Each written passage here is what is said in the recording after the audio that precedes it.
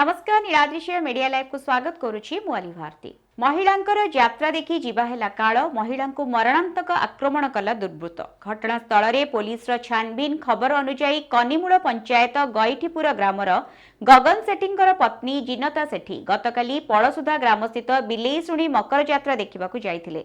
तेबे फेरिबा बेले निकटस्थ नदी को शौच हेबाकू जाइथिबा समय केही जणे दुर्वृत्त जिनतांक गळा को एक धारुआ अस्त्र रे काटी दैथिला।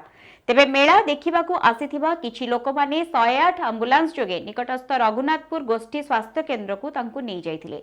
जिनतांकर स्वास्थ्य अवस्था गुरुतर हेबारु डाक्टर तांकू जगतसिंहपुर मुख्य चिकित्सालय को स्थानांतर करथिले।